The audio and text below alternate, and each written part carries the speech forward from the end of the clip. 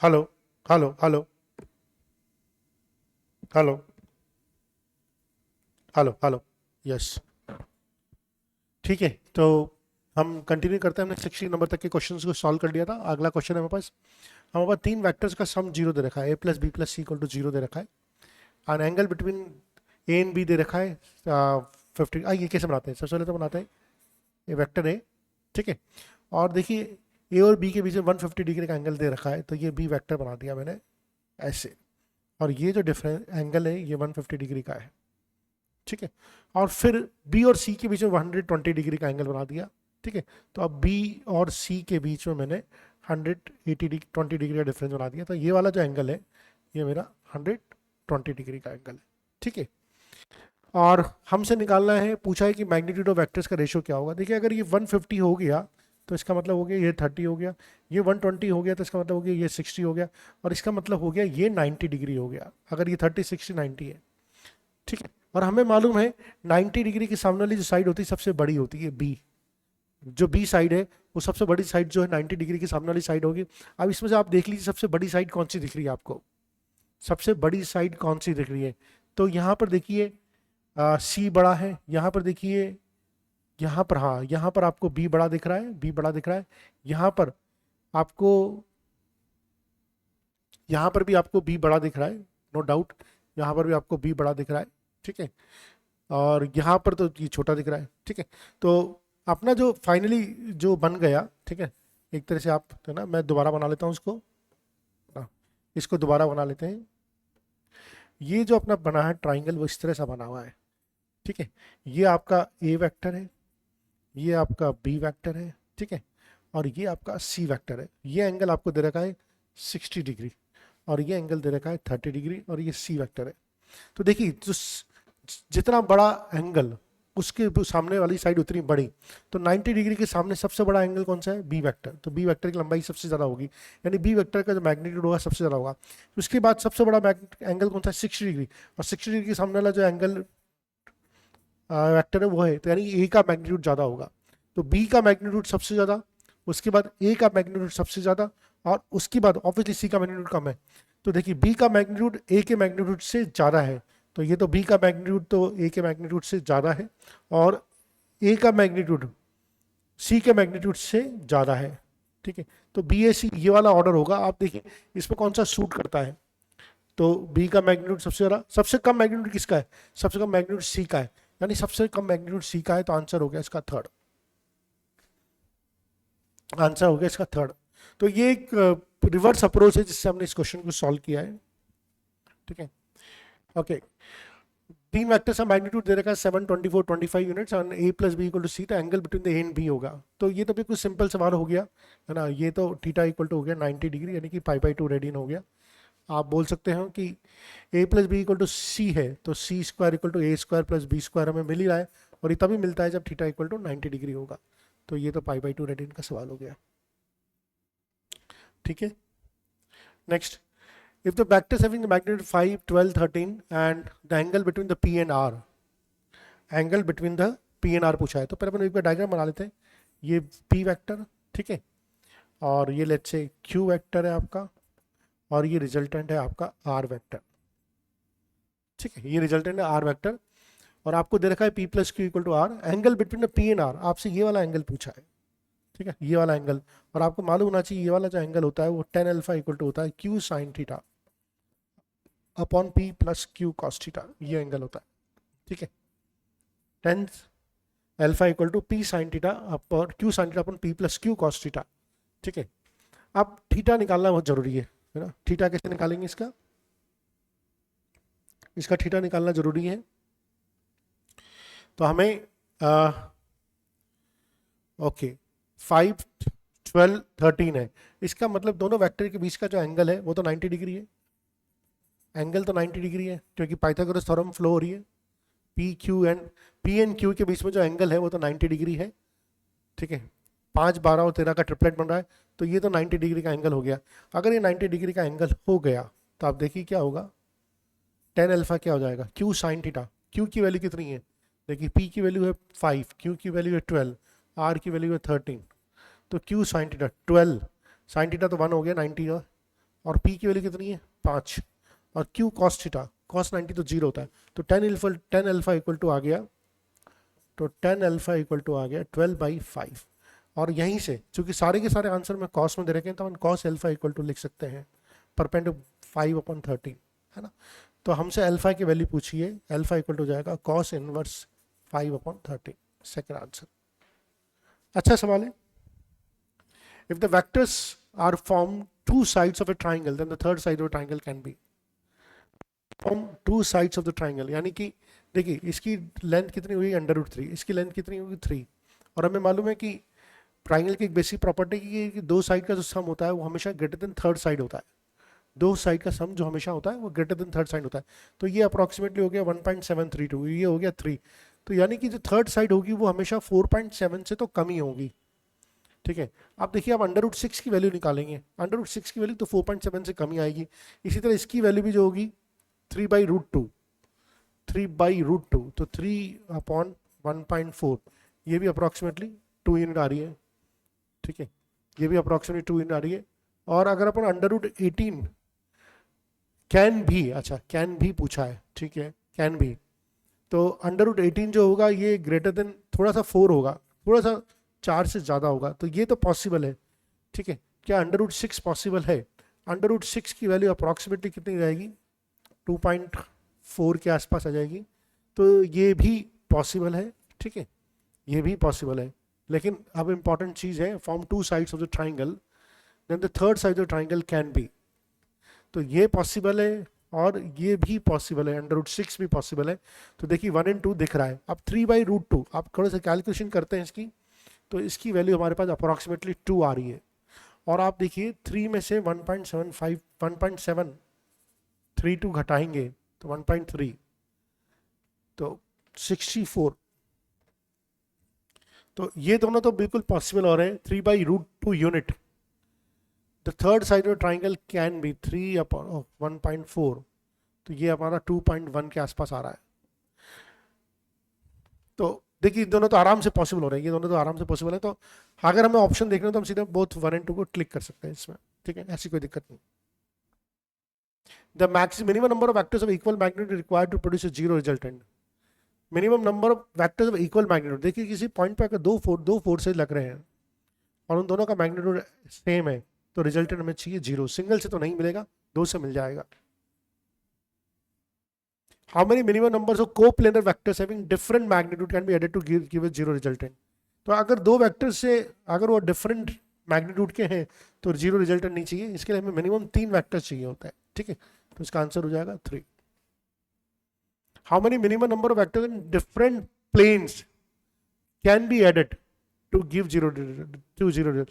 देखिए एक प्लेन में तो 3 चाहिए होते हैं, ठीक है, अगर वो मल्टीपल प्लेन्स हैं तो फिर वो 4 चाहिए होते हैं, मल्टीपल प्लेन है तो हमें 4 वेक्टर चाहिए होते हैं जीरो रिजल्टेंट के लिए। What happens when we multiply a vector by 2?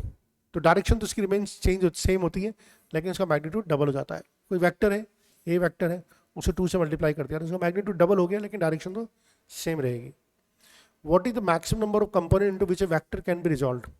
Maximum number of components जिसमें वेक्टर को रिजॉल्व कर सकते हैं। मान लीजिए आपके 10i एक वेक्टर है, आप उसको किसने, अगर आपको 10 पार्ट में रिजॉल्व करना है तो i + i + i ऐसे 10 टाइम, और मान लीजिए इसको आपको 1/10i में रिजॉल्व करना है तो इसे आप 100 टाइम्स तक रिजॉल्व कर सकते हैं। सो दिस इज इनफाइनाइट, आप जितना चाहो जितना छोटे कंपोनेंट में इसको रिजॉल्व कर सकते हो। What is the maximum number of rectangular component to which a vector can be split in its own plane? तो कोई वेक्टर है मान लीजिए ए, तो आपको मालूम है उसका एक वेक्टर एक्स कंपोनेंट होता है और एक वाई कंपोनेंट होता है प्लेन में, so there are only two जिसमें हम इसको स्प्लिट कर सकते हैं its own plane. What is the maximum number of rectangular components vector can be split in space? अगर स्पेस में है तो एक्स वाई जेड डायरेक्शन, तीनों की तीनों डायरेक्शन बनेगी, तो आंसर आ जाएगा इसका 3। द यूनिट वेक्टर, देखिए यूनिट वेक्टर की जो डेफिनेशन होती है एन के भी इक्वल टू होता है ना, वेक्टर अपॉन उसका मैग्नीट्यूड, तो वेक्टर अपॉन मैग्नीट्यूड यानी कि i - 2j के अपॉन √5, ये इसका मैग्नीट्यूड हो जाएगा। a + b is a unit vector along a, then what is the b? ठीक है, देखिए क्या दे रखा है, a + b is a unit vector along y axis.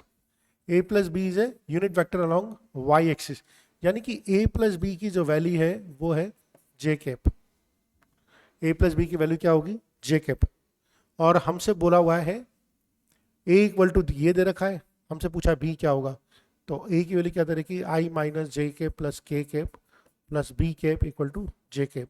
Solve कर लीजिए, बी कैप निकाल लीजिए, ये हो जाएगा minus I cap plus 2 J cap minus K cap. So 2 J cap minus I cap minus K cap, ये आंसर आ जाएगा आपका। If a unit vector represented by this then the value of C. देखिए unit vector है तो हमें मालूम है इसका मैग्नीट्यूड क्या होगा, 1 होगा। यूनिट वेक्टर है तो इसका मैग्नीट्यूड क्या होगा, तो मान लीजिए एन कैप की हमको वैल्यू दे रखी है 0.3 आई कैप माइनस 0.4 जे कैप प्लस सी के कैप, ये हमें वैल्यू दे रखी है। इसका मैग्नीट्यूड 1 हो जाएगा, इसका स्क्वायर करेंगे तो क्या आ जाएगा 0.09 प्लस 0.16 प्लस सी स्क्वायर। इसको सॉल्व करेंगे, so this is 0.25 plus C square equal to 1, और ये स्क्वायर रूट दोनों तरफ कर देंगे तो 0.25 प्लस सी स्क्वायर, तो सी स्क्वायर इक्वल टू हो जाएगा 0.75, तो सी इक्वल टू हो जाएगा अंडर रूट 0.75। ठीक है, तो ये सिंपल सा सवाल था यूनिट वेक्टर के ऊपर, ये पता होना चाहिए। ER is a unit vector along a radius of a circle shown in the figure. ER can be represented. ER कैसे रिप्रेजेंट कर सकते हैं, देखिए ये वाला जो हो जाएगा, ये हो जाएगा ER cos थीटा आई कैप, ठीक है, ये वाला रिजॉल्व, और ये वाला हो जाएगा ER sin थीटा जे कैप। ठीक है, ER is a unit vector, तो यानी कि ER का जो मैग्नीट्यूड है वो तो 1 है, सो ये हो जाएगा cos theta I cap plus sin theta J cap, cos theta I cap plus sin theta J cap.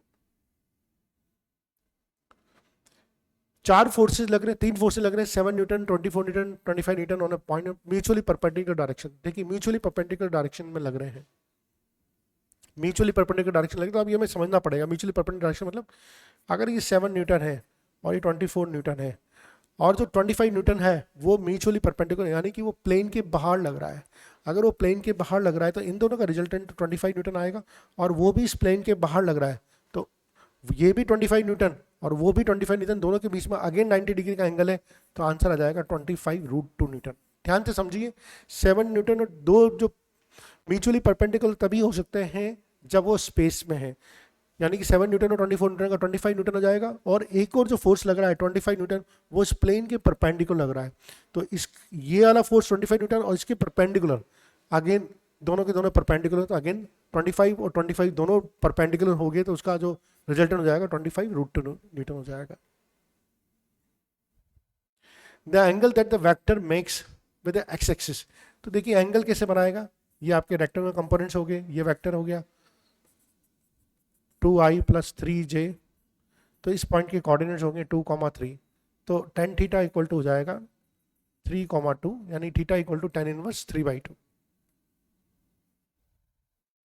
What vector must be added to the other vectors so that the resultant may be a unit vector along the y-axis? ऐसा कौन सा vector add करें ताकि जो resultant है that is a unit vector along the y-axis? तो what vector must be added to the other vectors so that the resultant may be a unit vectors? ठीक है, तो मान लीजिए हमने जो वेक्टर ऐड किया वो है सी कैप, है ना, तो पहले तो इन दोनों का रिजल्टेंट निकाल लीजिए। इन दोनों का रिजल्टेंट हो जाएगा 3i cap, okay, i 2i plus I, और ये minus J cap plus K cap, ये तो इन दोनों का रिजल्टेंट हो गया, और इसमें मैंने सी वेक्टर को ऐड कर दिया, और इससे मुझे मिल रहा है unit vector along the Y axis, यानी कि जे कैप मिल रहा है। इसको सॉल्व कर लीजिए, तो सी कैप इक्वल टू हो जाएगा -3i plus 2j minus K cap, सो -3i plus 2j minus K cap, ये आंसर आ गया। ठीक है, आपको मेरे साथ साथ वीडियो को पॉज करके खुद ट्राई करना है क्योंकि मैं काफ़ी स्पीड से चल रहा हूँ, है ना। आइडिया ये है कि जब आप अपना सॉल्व करने बैठे तो अपना मॉड्यूल, अपने कोचिंग का मॉड्यूल सॉल्व उठा लीजिए, उसके क्वेश्चंस को आप सॉल्व करना शुरू कीजिए। ठीक है, अगर आप कहीं पर तो आपको वेरीफाई करना है कि आपका प्रोसेस सही है या नहीं है, या आप कहीं अटक रहे हैं, तो आप उसको सॉल्यूशन देखना चाहिए। ठीक है, आइए 79, एक यूनिट वेक्टर निकालना है which is parallel to the resultant of this, इन दोनों के रिजल्टेंट पे, तो इन दोनों का जो रिजल्टेंट हो जाएगा a प्लस बी का जो रिजल्टेंट हो जाएगा 4i यानी कि 6i 3j minus 3j cancel out हो गया 2k यानी कि 8k कैप, इनका रिजल्ट नहीं हो जाएगा। इस डायरेक्शन में जो यूनिट वेक्टर हो जाएगा 6i plus 8k cap upon 10 हो जाएगा, ठीक है। क्योंकि यूनिट वेक्टर मालूम होना चाहिए आपको, यूनिट वेक्टर होता है वेक्टर अपॉन उसका मैग्नीट्यूड, ये होता है यूनिट वेक्टर। तो अपन इसको 6i प्लस 8k अपॉन 10 है ना, j तो कैंसिल आउट हो गया। ओके, ए वेक्टर और बी वेक्टर दे रखा है आपको, find a vector which is parallel to A but has magnitude 3 times of B. बहुत अच्छा सवाल है बच्चे, जरूर इसमें 99% बच्चे इसमें अटकेंगे, 99% क्या 100% बच्चे इस सवाल में अटकेगा। दो वेक्टर्स दे रखे ए और बी, ठीक है। हमें ऐसा वेक्टर निकालना है सी विच इज पैरेलल टू ए, सी जो है वो पैरेलल टू है। तो यानी कि मैं सी वेक्टर जो होगा एक तरह से सी इक्वल टू बोल सकता हूँ लैम्डा, पैरेलल है तो यानी कि वो इसका लैम्डा मल्टीपल है। सी इज पैरेलल टू ए यानी कि सी इज लैम्डा टाइम ऑफ ए, ठीक है। अब हमसे क्या बोला है, जो सी का जो मैग्नीट्यूड है वो 3 टाइम्स ए है। अब ए का मैग्नीट्यूड कितना है भैया, ए का मैग्नीट्यूड कितना है, सी का मैग्नीट्यूड है 3 टाइम्स ऑफ बी, ओके। तो 3 टाइम्स ऑफ बी है, तो सी इक्वल टू क्या बोल सकता हूँ मैं, 3√3 बोल सकता हूँ, कोई दिक्कत नहीं है, ठीक है। अब 3√3 बोल दिया, ठीक है, इट्स पैरेलल टू ए, तो बेसिकली पैरेलल टू ए है तो, है ना। तो क्या मैं यहाँ पर लिख सकता हूँ 3√3 इक्वल टू लैम्डा, ठीक है, 3√3 इक्वल टू लैम्डा बोल दिया मैंने, ठीक है। याद रखना ये पैरेलल टू ए है यानी कि ये ए का जो एक यूनिट कैप यूनिट वेक्टर है उसके पैरेलल है। तो सी वेक्टर होगा lambda multiplied by A cap होगा, और ए कैप जो होता है उसका भी तो मैग्नीट्यूड 1 होता है। तो लैम्डा इक्वल टू आ गया मेरे पास 3√3। अगर लैम्डा इक्वल टू 3√3 आ गया, मुझे वेक्टर निकालना है तो ये बोल दूंगा 3√3 और ये हो गया ए कैप। अब 3√3 ए कैप की वैल्यू निकाल लीजिए, 2i प्लस 2j माइनस के अपॉन 3। ए कैप की वैल्यू 3 से 3 कट गया, और अब देख लेते हैं क्या आ जाता है। So this is C equal to आ जाएगा, यहीं पर कर लेते हैं, सी इक्वल टू आ जाएगा 2√3 आई कैप, ठीक है, प्लस 2√3 जे कैप माइनस √3 के कैप। सेकेंड आंसर आ गया। अच्छा सवाल है बच्चे, जरूर इसमें अटकेंगे। The velocity of a particle is so and so, a force of 10√3 newton parallel to velocity in vector form. तो वेलोसिटी पार्टिकल दे रखी है, ठीक है, और जो फोर्स लग रहा है वो पैरेलल टू वेलोसिटी लग रहा है, यानी कि वेलोसिटी का यूनिट वेक्टर चाहिए। तो वेलोसिटी का यूनिट वेक्टर क्या हो जाएगा, i प्लस जे माइनस के अपॉन √3। ये वेलोसिटी का यूनिट वेक्टर होगा। फोर्स कितना न्यूटन का लग रहा है, 10√3 का लग रहा है, तो मल्टीप्लाई कर दीजिए, √3 से √3 ये हो गया 10i प्लस जे माइनस के। आपको कहीं दिक्कत आ रही हो तो आप मेरा वेक्टर का बेसिक वाला क्वेश्चन, बेसिक वाला मॉड्यूल देख सकते हैं। सो this is 10i plus 10j minus 10k Newton. The direction cosines, तो डायरेक्शन कोसाइंस आपको मालूम होना चाहिए। अगर कोई पॉइंट है और उसकी कोऑर्डिनेट है एक्स वाई जेड, और ये जो डिस्टेंस है, लंबाई है, ये एक्स आर है ना, तो हमें मालूम है कि x इक्वल टू होता है R cos alpha, y equal to होता है आर कॉस बीटा, और z इक्वल टू होता है आर कॉस गामा। अगर ये अल्फा, ये बीटा और ये गामा एंगल बना रही है, यानी कि पॉइंट पी एक्स एक्सिस से अल्फा एंगल बना रही है, पॉइंट पी वाई एक्सिस से, ये मेरी एक्स एक्सिस होगी, ये मेरी वाई एक्सिस होगी, ये मेरी जेड एक्सिस होगी। तो पॉइंट पी अगर एक्स एक्सिस से अल्फा एंगल बना रही है, पॉइंट पी अगर वाई एक्सिस से बीटा एंगल बना रहा है, पॉइंट पी जेड एक्सिस से गामा एंगल बना रहा है, तो X equal to R cos alpha, Y equal to cos beta. और कॉस अल्फा, कॉस बीटा और कॉस गामा को मैं डायरेक्शन कोसाइंस बोलता हूँ, ये पता होना चाहिए। सबसे पहले तो ये आर की वैल्यू निकाल लेते हैं। देखिए आर की वैल्यू क्या हो जाएगी, आर की वैल्यू जाएगी 2 + 2 + 1 √5, ये आर की वैल्यू जाएगी। ओरिजिन से आप इस पॉइंट के कोऑर्डिनेट निकाल लीजिए, डिस्टेंस फॉर्मूला लगा दीजिए, ये आ गया, ठीक है। अब डायरेक्ट पहला कॉस अल्फा क्या हो जाएगा, कॉस अल्फा हो जाएगा x/r कॉस अल्फा, यानी कि √2/√5, वेरी गुड। कॉस बीटा √2/√5, ये भी सही है। कॉस गामा 1/√5, ठीक है। तो √2/√5 ये हमारा पहला सवाल आंसर मिल गया। तो इस तरह से हम डायरेक्शन कोसाइन को निकालते हैं। तो इसी से सेम क्वेश्चंस दिया हुआ था, हमने दिखाना था कि ये जो होता है डायरेक्शन कोसाइन, देखिए तो r इक्वल टू क्या हो जाएगा, अच्छा हमने अभी करा था, x equal to R cos alpha आया था, y equal to R cos beta आया था, और z equal to R cos gamma आया था पिछले वाले सवाल में। और अगर मैं दोनों तीनों तरफ स्क्वायर करके जोड़ दूंगा तीनों इक्वेशन, लेफ्ट हैंड साइड को राइट हैंड साइड को, so this will be R square cos square alpha plus cos square beta plus cos square gamma, and this और दिस ये बराबर ही होता है क्योंकि हमें मालूम है आर स्क्वायर इक्वल टू होता है X square plus Y square plus Z square. तो मैं इसको भी लिख सकता हूँ R square equal to R square, अंदर जो भी है ये कट गया, तो फाइनली में मिल गया cos square alpha plus cos square beta plus cos square gamma equal to 1। तो इसकी वैल्यू 1 होती है। यहाँ से ये भी पूछ सकता है बताओ sign square alpha plus sine square beta plus sine square gamma की वैल्यू क्या होगी। तो ये कंफ्यूज मत होना कि सर हमें तो यही बताया था आपने, अरे इसको 1 माइनस कर दो, तो 1 minus sine square alpha 1 minus sine square beta 1 minus sine square gamma equal to 1 है। इसको एक तरफ ले जाओ तो sine square alpha plus sine square beta plus sine square gamma equal to 2 आ जाएगा। क्या आ जाएगा? 2 आ जाएगा। तो आपके मॉड्यूल में अगर एक सवाल इस तरह से दे रखा है तो एग्जाम में सवाल sign square alpha sign square beta sine square gamma पे आ जाएगा। टीचर इससे ज़रा कुछ और सोच नहीं सकता। अच्छा, find the direction cosines of vector पूछा है हमसे, a माइनस बी का पूछा है, ठीक है, और हमें ये कोऑर्डिनेट्स दे रखे हैं, हमें ये कोऑर्डिनेट तो अपन सबसे पहले तो a माइनस बी वैक्टर निकाल लेते हैं। चलिए a माइनस बी वैक्टर निकाल लेते हैं। a माइनस बी वैक्टर जाएगा 2i plus 2i 0i minus 3j plus 2j j और k cap minus 2 cap minus 2k cap और r हो जाएगा √5, r हो जाएगा √5। अब डायरेक्शन को साइंस क्या हो जाएंगे इसके? 0 अपन √ अल्फा 1 अपन √5 माइनस 2 अपन √5, ठीक है, ये डायरेक्शन को साइंस हो जाएंगे इसके। चेक कर लीजिए, पहला आंसर है। ओके, ये सवाल तो खैर हम बहुत बार कर चुके हैं, कर लेते हैं इसको भी, ठीक है। तो इसमें बहुत सारे फोर्सेस काम कर रहे हैं और magnitude of minimum additional force needed is, ठीक है, क्या हो गया? To have the resultant force only along the Y direction, यानी पहले तो आप रिजल्टेंट निकाल लीजिए और वो रिजल्टेंट सिर्फ वाई डायरेक्शन में आना चाहिए, ठीक है। तो आपको कितना मिनिमम फोर्स ऐड करना पड़ेगा ताकि रिजल्टेंट जो है वो सिर्फ वाई डायरेक्शन में आए?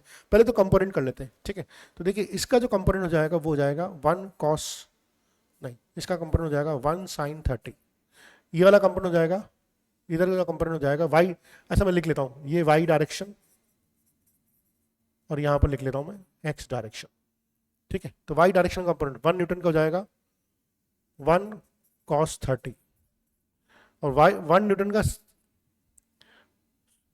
एक्स डायरेक्शन कंपोनेंट हो जाएगा 1 sin 30। तो 1 तो खत्म हो गया, मैंने इसको तो रिजॉल्व कर लिया। अब इसी तरह से, ठीक है, आप इसी तरह से इस वाले को निकालते हैं, इस वाले को निकालते हैं, तो इसका जो एक कंपोनेंट हो जाएगा एक्स डायरेक्शन हो जाएगा 4 cos 60। तो चूंकि ये नेगेटिव डायरेक्शन होगा तो मैं लिख सकता हूँ -4 cos 60 और इसी का एक कंपोनेंट वाई डायरेक्शन हो जाएगा 4 sin 60। तो ये भी खत्म हो गया, ठीक है।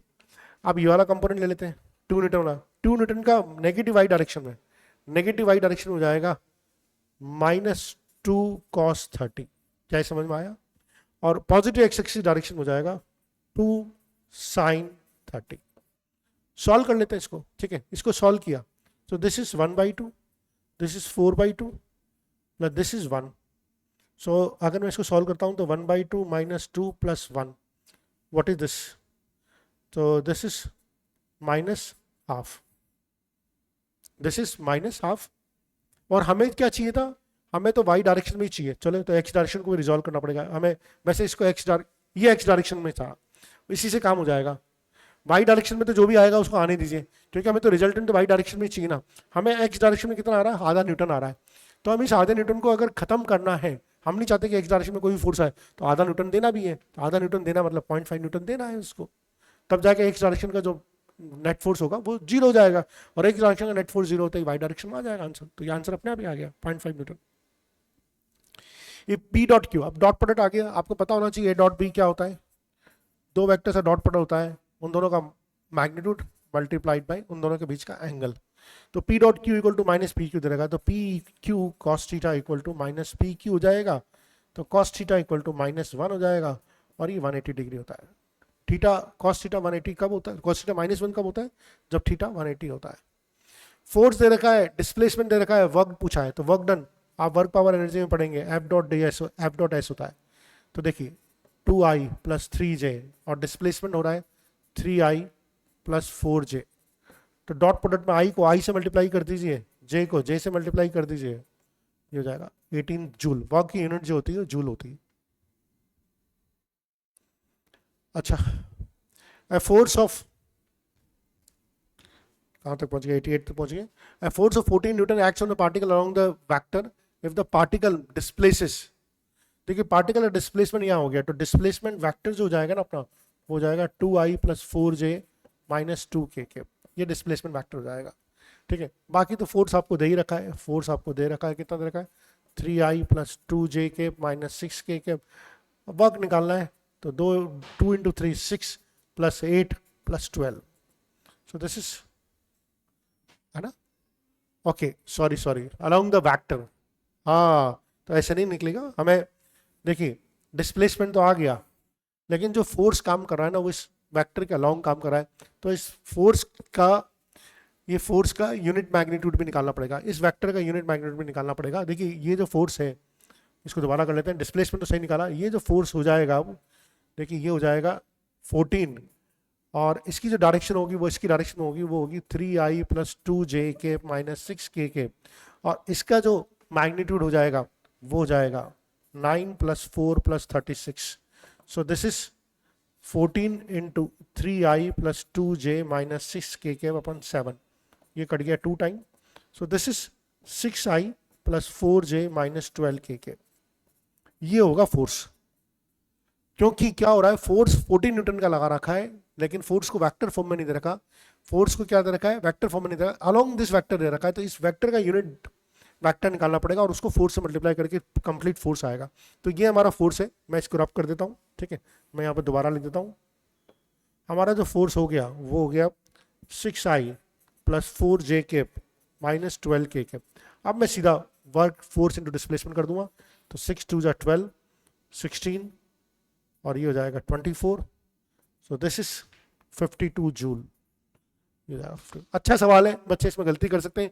याद रखना, आपको ये फोर्स 14 न्यूटन दे रखा है और ये इसकी डायरेक्शन दे रखी है, यानी इसका यूनिट वेक्टर से इसको मल्टीप्लाई करना पड़ेगा, तभी आपका फोर्स वेक्टर निकलेगा। ठीक है, if the vector is perpendicular to the vector, देखिए अगर दो वेक्टर्स परपेंडिकुलर होते हैं तो उनका डॉट प्रोडक्ट 0 होता है। दो वेक्टर्स अगर परपेंडिकुलर है, तो ये वेक्टर है 2i plus 3j plus 8k, और बी वेक्टर है 4i minus 4 alpha j plus alpha k। तो इनका अगर परपेंडिकुलर डॉट प्रोडक्ट 0 कर दीजिए, मल्टीप्लाई कर दीजिए 8 minus 12 alpha plus 8 alpha. So 8 minus 4 alpha equal to 0, तो अल्फा इक्वल टू हो जाएगा 2, अल्फा इक्वल टू हो जाएगा 2, 89। चेक भी करते हुए चले कि हम सही कर रहे हैं नहीं कर रहे, बिल्कुल सही कर रहे हैं। ठीक है, the vectors are perpendicular to each other, बिल्कुल सेम सवाल है। अगर vectors are perpendicular each other तो डॉट प्रोडक्ट कर दीजिए, तो यहाँ पे सीधा डॉट प्रोडक्ट कर दीजिए, A square minus 4a² plus 4 equal to 0। Are perpendicular A I, A into I A square, sorry, और ये 4 है, दोबारा करते हैं, ए स्क्वायर ए माइनस 4, तो minus 4a, 4 into 1 4 equal to 0। तो a माइनस 2 का whole square equal to 0, a बराबर 2। पॉजिटिव वैल्यू पूछी है ना, पॉजिटिव वैल्यू पूछी, इसलिए a बराबर 2 रख लेंगे। वैसे तो a बराबर प्लस माइनस 2 दोनों आएगा। ठीक है, ए वेक्टर परपेंडिकुलर टू दिस, क्या इसके परपेंडिकुलर वेक्टर्स होता है। देखिए ये दोनों अगर वेक्टर मान लीजिए ये इसके परपेंडिकुलर वेक्टर निकाला, इन दोनों का डॉट प्रोडक्ट निकालेंगे 0 नहीं आएगा। ठीक है, इन दोनों का निकालेंगे तब भी 0 नहीं आएगा, इन दोनों का निकालेंगे तब भी 0 नहीं। लेकिन i को j से और i j को k से मल्टीप्लाई करते हैं तो हमेशा, क्योंकि i j k are mutually perpendicular unit vectors होते हैं, तो इनका डॉट प्रोडक्ट हमेशा 0 आएगा। तो 7k is vector which is perpendicular to this. a की वैल्यू दे रखी है, be any vector another vector which is normal to a। ठीक है, अच्छा देखिए a वेक्टर दे रखा है, क्या दे रखा है, a cos theta i cap minus a sin theta j cap. अब इसके नॉर्मल वेक्टर कौन सा है, इनमें से कोई भी वेक्टर हो सकता है जो नॉर्मल होता है। आप सबके साथ डॉट प्रोडक्ट निकाल के देख लीजिए। अगर मैं इसके साथ डॉट प्रोडक्ट निकालूंगा, पहले वाले के साथ डॉट प्रोडक्ट निकालूंगा, तो आ जाएगा A B cos square theta minus A B cos square theta minus A B sine square theta. तो ये तो डॉट प्रोडक्ट 0 नहीं हो रहा, ये तो नहीं है। दूसरे पे देखें, दूसरा देखते हैं। दूसरे का देखें तो A B sine theta cos theta minus A B sine theta cos theta, ये तो जीरो हो रहा है, तो सेकंड इज द आंसर, है ना। हमें बाकी को चेक करने की जरूरत ही नहीं है। डॉट प्रोडक्ट सीधा करके निकाल लो आप, है ना, ऑप्शन से चलो, इसमें ज़्यादा वो मत सोचो कैसे निकालेंगे। हमें मालूम है कि दो वेक्टर्स का डॉट प्रोडक्ट जीरो होता है तो परपेंडिकुलर होता है, या फिर अगर दो वेक्टर्स परपेंडिकुलर हैं तो डॉट प्रोडक्ट जीरो होता है, इसी से कर लीजिए। ओके, अब हमें दिया हुआ है 93 क्वेश्चन, जो अच्छा क्वेश्चन है। a plus B is perpendicular to A and 2a plus B is perpendicular to B. तो देखिए अगर a plus B is perpendicular to a है, यानी इनका डॉट प्रोडक्ट तो जीरो होगा, यानी मैं बोल सकता हूँ A square plus A dot B zero, A square plus dot B equal zero, या फिर मैं ये भी बोल सकता हूँ A dot B equal to minus A square. एक चीज़ तो ये आ गई। दूसरा मैं बोला 2a plus B is perpendicular to B, तो 2a plus B is perpendicular to B, यानी उनका भी डॉट प्रोडक्ट जीरो होगा, यानी कि 2a dot B plus B square equal to zero. और 2a dot B, a dot B की value होती है माइनस ए स्क्वायर, तो 2a डॉट बी की वैल्यू जाएगी minus 2a square plus B square equal to zero. या मैं ये भी बोल सकता हूँ B square equal to 2a square, यानी कि मैं b by A equal to बोल सकता हूँ √2, b by A equal to √2 बोल सकता हूँ, है ना। दोनों तरफ स्क्वायर करके स्क्वायर रूट भी ले लिया मैंने। अच्छा सवाल है, अगेन 100% बच्चे सवाल में अटकेंगे। If nk equal to ai plus bj is perpendicular to vector, then the value of a and b may be। देखिए अगर ये दोनों वेक्टर परपेंडिकुलर है, आगे दोनों वेक्टर परपेंडिकुलर, तो क्या हो जाएगा, इनका डॉट प्रोडक्ट क्या हो जाएगा, a माइनस बी, और a minus B should equal to zero, यानी कि a बराबर b होना चाहिए। अब देखिए किसमें a बराबर b है, सिर्फ फोर्थ में a बराबर b है, तो कुछ और करने की जरूरत नहीं है। The vector sum of the two forces is perpendicular to their vector difference in that case। तो हमें क्या दे रखा है, a plus B is perpendicular to a minus B, यानी इन दोनों का डॉट प्रोडक्ट जीरो होना चाहिए। तो a plus B dot product of a minus B should be zero. ठीक है, आइए क्या कर लेंगे, तो ये हो जाएगा a square minus B square, है ना, सीधा इक्वल टू जीरो, यानी कि a बराबर b हो जाएगा। So what, they must be parallel to each other, they must be equal in magnitude, they must be equal in magnitude। a और b तो जो है इनके मैग्नीट्यूड्स हैं, हमें तो मैग्नीट्यूड दिए हुए हैं, ठीक है, तो they must be equal in the magnitude। given that a equal to b and a is perpendicular to b, what is the angle between this। देखिए a और b बराबर भी दे रखे हैं और a is perpendicular to b भी दे रखा है, इसका मतलब है कि a डॉट b जो होगा वो तो जीरो आएगा, तो इनके बीच का एंगल क्या हो जाएगा, है ना, इनके बीच का एंगल क्या हो जाएगा। तो हमें मालूम है दो वेक्टर्स के बीच का एंगल निकालना होता है, तो हमें क्या करना होता है, cos theta equal to a dot b upon mod of a upon mod of b करना होता है ना। तो सबसे पहले तो इन दोनों का डॉट प्रोडक्ट निकाल लेते हैं, इनका डॉट प्रोडक्ट निकाल लेते हैं, ये हो जाएगा a square minus B square, A square minus B square, और चूंकि इन दोनों का मैग्नीट्यूड बराबर है तो cos थीटा तो हो गया जीरो, और थीटा अगर जीरो हो गया तो cos थीटा जीरो हो गया तो थीटा इक्वल टू हो गया 90 डिग्री, थीटा इक्वल टू हो गया 90 डिग्री। सिंपल सवाल है। तो a parallelogram is formed with the a and b as the sides and d1 b2 be the diagonals of the parallelogram, the value of a square plus b square। तो हमसे पूछा है value of the parallelogram, ठीक है, तो आइए parallelogram बना लेते हैं। ठीक है, ये साइड a है, ये साइड b है, ये लेट्स से डायगोनल है d1, तो मैं क्या बोल सकता हूँ, d1 इक्वल टू बोल सकता हूँ a प्लस b, आराम से बोल सकता हूँ। ठीक है, और ऑब्वियसली ये साइड भी फिर मेरी क्या होगी, b होगी, और ये साइड भी मेरी a होगी, और लेट्स से ये दूसरा डायगोनल है d2। ठीक है, अगर मैं d2 की बात करूं तो मैं d2 को क्या बोल सकता हूं, d2 plus a equal to b, यानी कि मैं d2 इक्वल टू बोल सकता हूं b माइनस a। तो मेरा d1 equal to a plus B आ गया, d2 equal to b minus a आ गया। हमसे a square plus B square की वैल्यू पूछी। ठीक है, तो मैं एक काम करता हूँ, a square plus B square की वैल्यू पूछी, लेकिन d1 और d2 के टर्म्स में पूछी है, तो मैं d1 का स्क्वायर प्लस d2 का स्क्वायर निकाल लेता हूँ, ज़्यादा आसान है।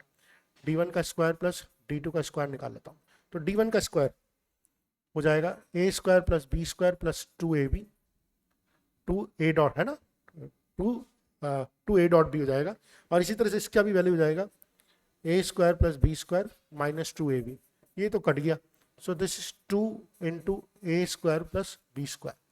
हमसे पूछा था A square plus B square की वैल्यू, तो A square plus B square जाएगा हाफ d1 का स्क्वायर प्लस d2 का स्क्वायर। ठीक है, आप इस वीडियो को 1.5x पे नहीं देख सकते बिकॉज मैं ऑलरेडी 2x पे पढ़ा रहा हूँ। आपको अगर 1.5x पे देखेंगे तो आपको कुछ समझ में नहीं आएगा, मैं इसको ऑलरेडी 2x पे पढ़ा रहा हूँ। दो वेक्टर्स के बीच का एंगल निकालना है। ठीक है, दो वेक्टर्स के बीच का एंगल निकालना भी हमने सीखा था। cos थीटा इक्वल टू होता है a dot B upon mod of a into mod of b। तो a डॉट बी निकाल लीजिए, इसका 18, इधर भी j 32 प्लस 50 अपॉन इसका square root 3, 9 plus 16 plus 25, 9 plus 16 plus 25, इसका हो जाएगा 36 plus 64 plus 100। So this is 100, this is 50 and this is 200। ठीक है, तो ये हो जाएगा 100, इसको मैं बोल सकता हूँ 5√2 और इसको बोल सकता हूँ 10√2। ठीक है, so this is 2 upon √2 into √2, so this is 2 upon 2 which is 1। तो cos वैल्यू 1 कब आती है? जब थीटा इक्वल टू 0 होता है। तो यानी कि cos थीटा इक्वल टू आ गया 1, तो थीटा इक्वल टू आ गया 0 डिग्री। सी द कैलकुलेशन, मेरे ख्याल से कोई कैलकुलेशन मिस्टेक नहीं, 5√2 या 10√2 बिल्कुल सही है, √2 1। ठीक है, तो थीटा इक्वल टू 0। जैसे कि मैंने आपको बताया कि आप इसको बहुत ज़्यादा फास्ट नहीं देख सकते हैं कि मैं ऑलरेडी बहुत फास्ट पढ़ा रहा हूँ। ठीक है, आइए 99 भी कर लेते हैं अपन। 99 सवाल भी कर लेते हैं। हमसे पूछा है, एंगल पूछा है इन दोनों के बीच में, है ना, एंगल पूछा है। तो what is the angle between the resultant of this? What is the angle between A and the resultant of this? A और इसके रिजल्टेंट के बीच में क्या होगा? तो इसका जो रिजल्टेंट होगा वो क्या हो जाएगा? 3A।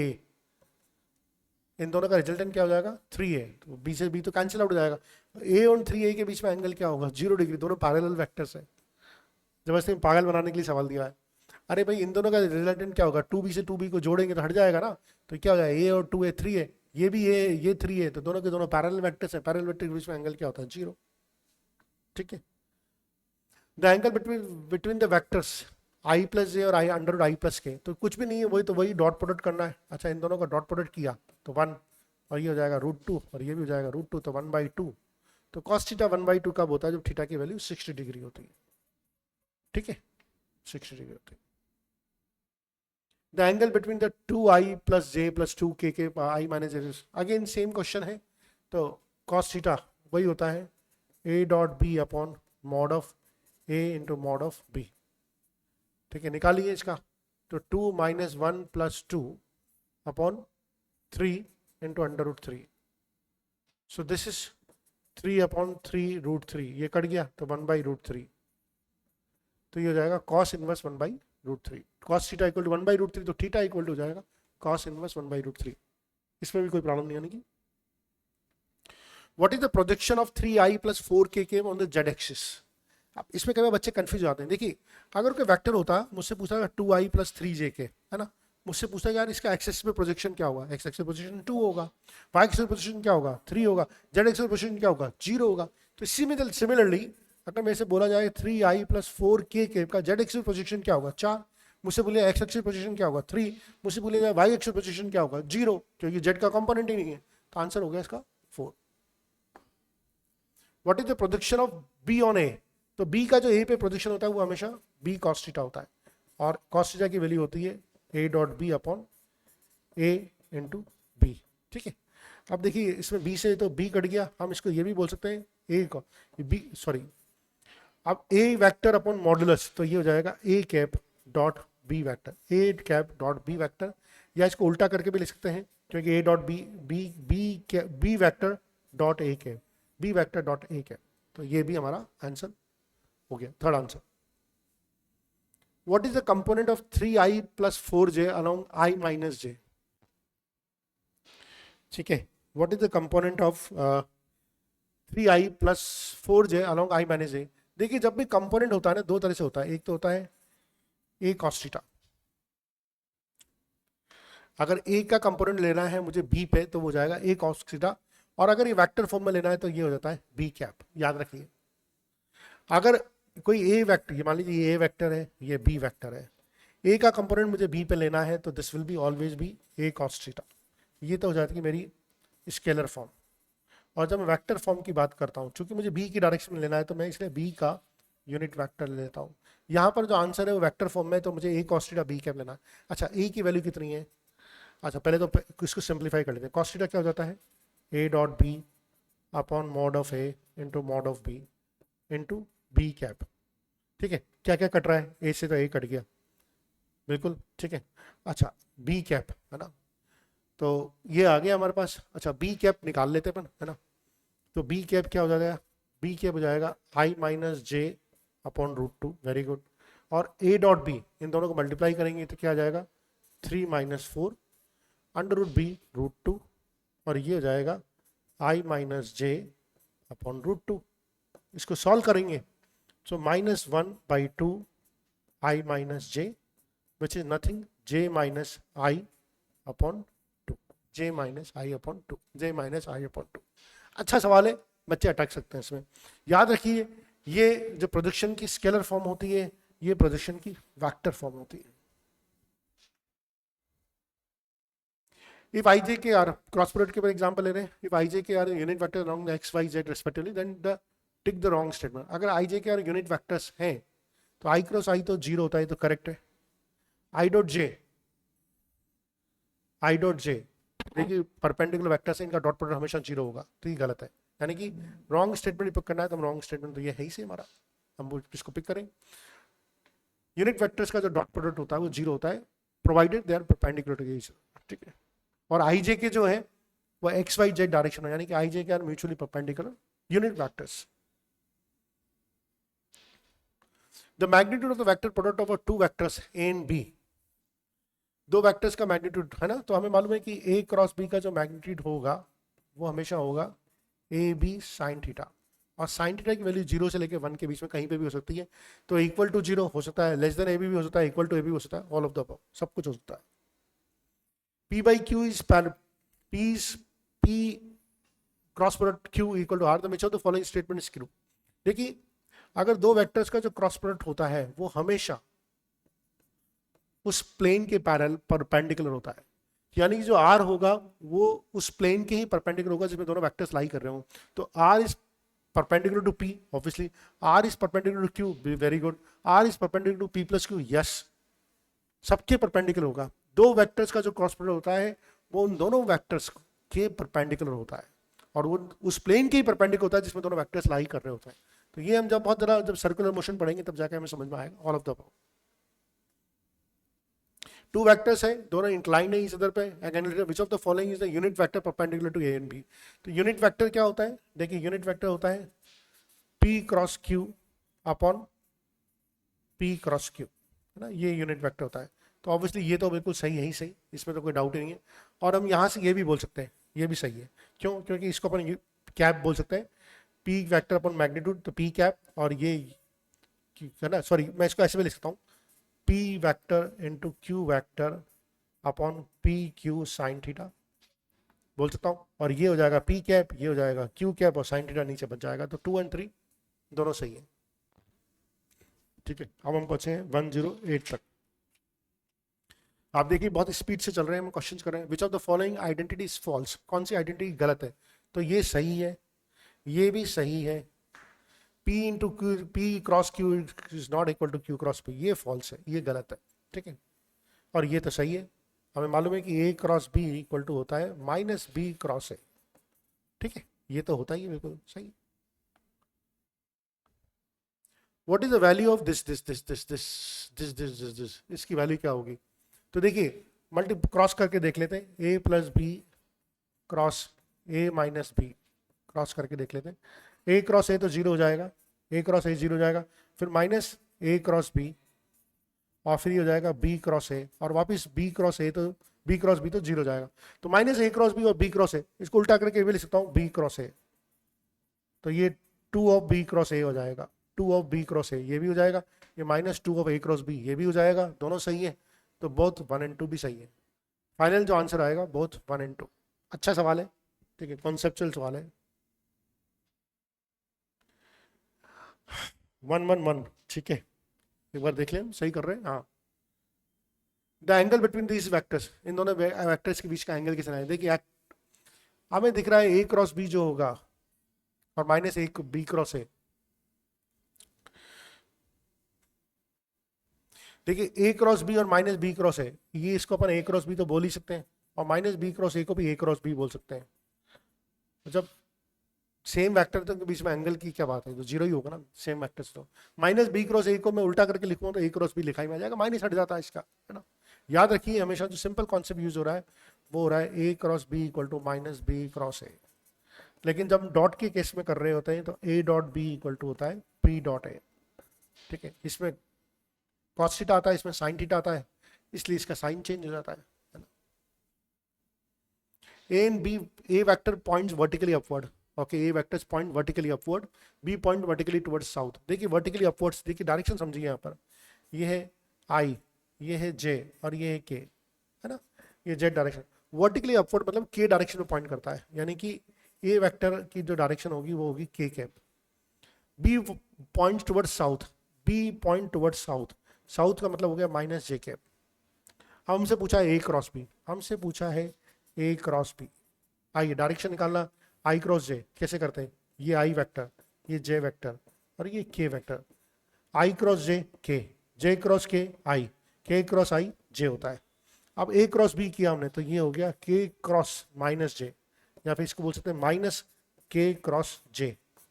अब अगर आप जे क्रॉस के कर रहे थे तो आई आ रहा था,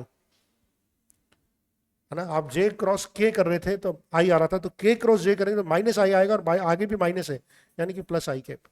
प्लस आई कैप मतलब, प्लस आई कैप मतलब नॉर्थ साउथ ईस्ट और वेस्ट, आई कैप मतलब east direction, along the east. अच्छा सवाल है, बहुत ही अच्छा सवाल, बेहतरीन सवाल, है ना। इसमें बच्चों को जरूर डाउट आएगा कि, और ये हाथ वाथ मत घिसिए, ये आज घिसिए। वर्टिकली अपवर्ड मतलब बाहर की तरफ, प्लेन की से बाहर की तरफ निकल रहा है, यानी कि के कैप।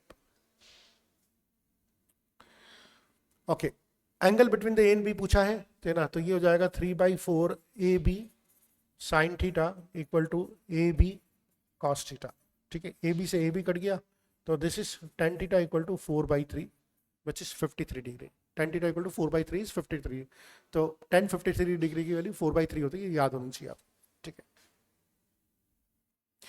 दो वेक्टर्स दे रखे हैं, उनका मैग्नीट्यूड दे रखा है, A vectors and A and B are the magnitudes of A and B, which of the following is true.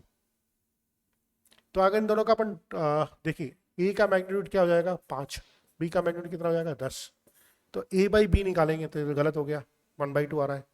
ए का मैग्नीट्यूड 10, ये भी गलत हो रहा है। ए डॉट बी निकाल के देख लीजिए, ए डॉट बी निकालेंगे तो 18 + 32, ये भी गलत आ रहा है, 48 भी गलत आ रहा है। ए क्रॉस बी निकाल के देख लीजिए, वैसे तो एक ही बचा है, निकालने की कोई जरूरत नहीं है, यही सही होगा, जरूरत नहीं करने की, है ना।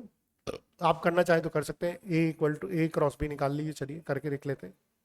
तो this is 3i + 4j cap cross 6i cap + 8j cap.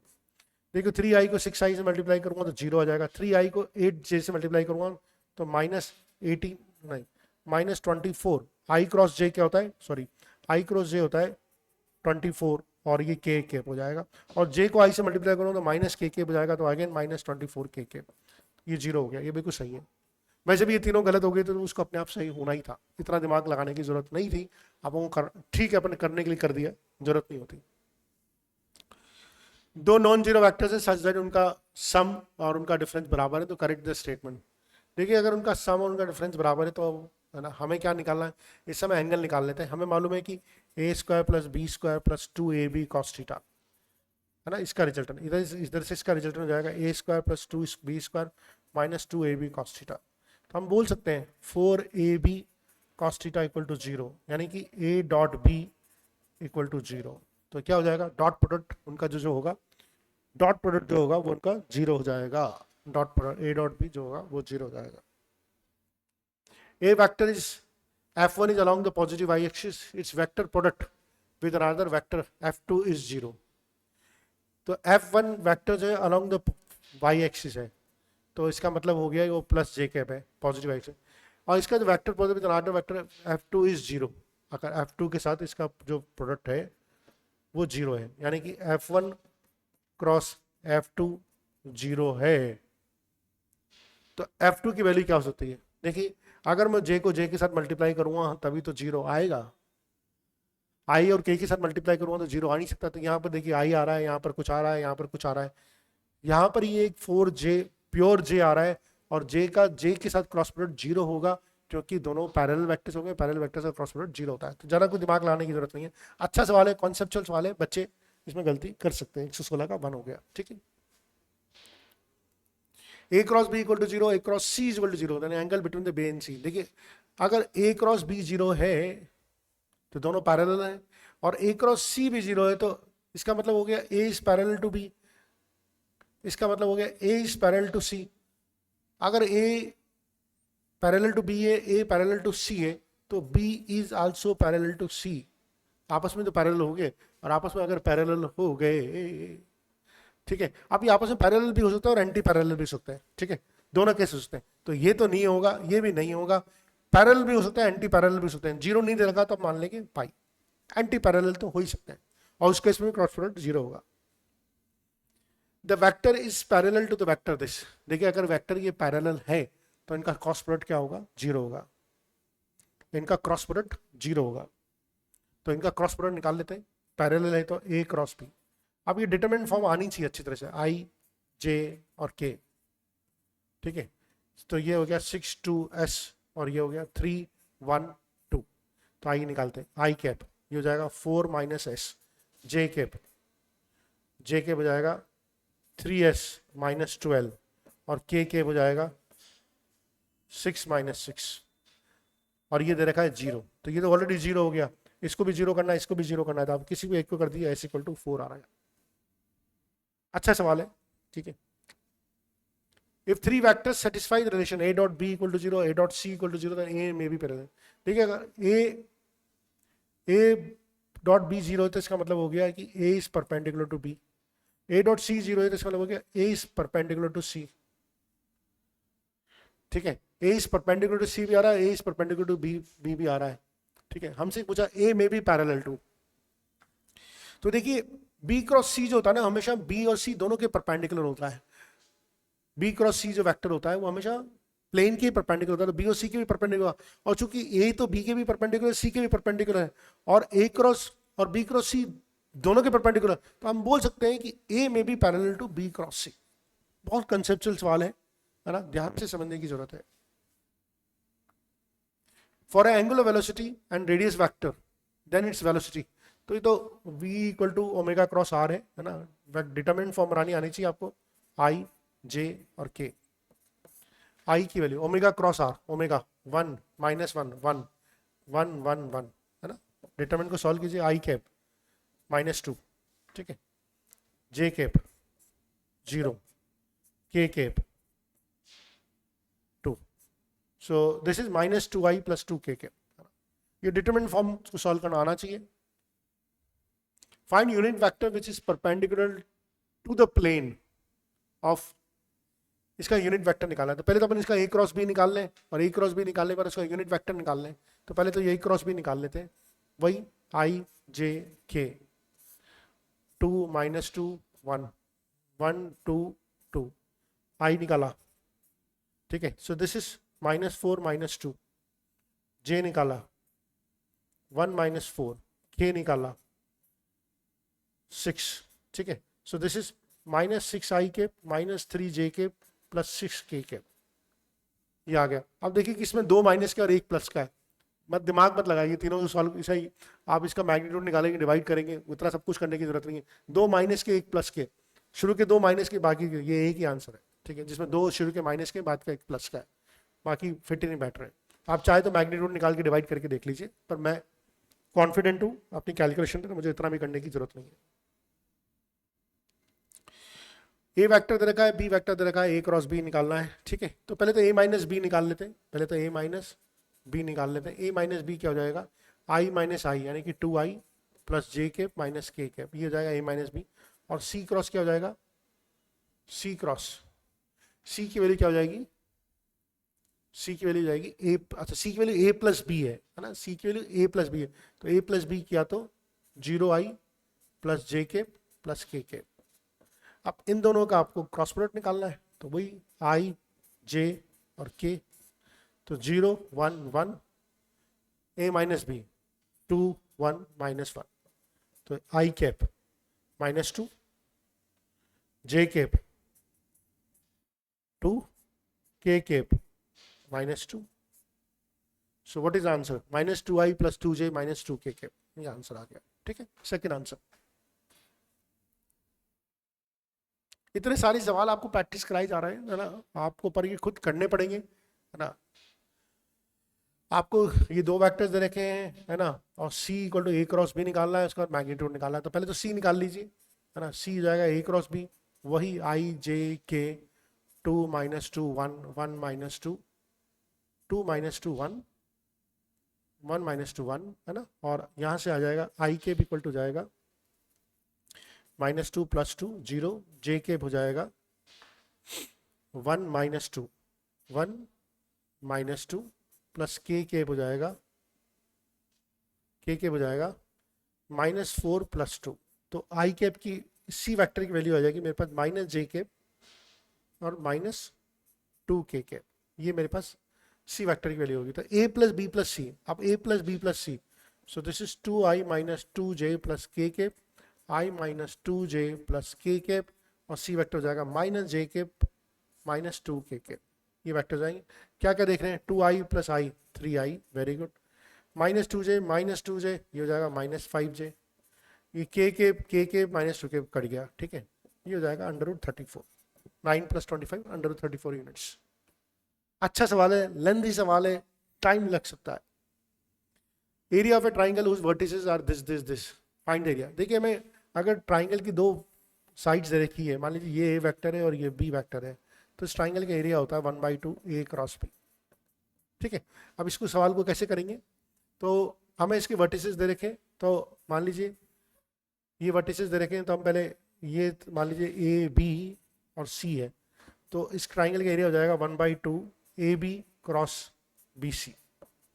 तो आप AB निकाल लीजिए, BC निकाल लीजिए और डॉट प्रोडक्ट क्रॉस प्रोडक्ट कर लीजिए. तो मैं इसमें ज़्यादा जाऊंगा नहीं, मेरे ख्याल से ये आप कर सकते हैं. ठीक है, और इसका आंसर आ जाएगा √13. ठीक है.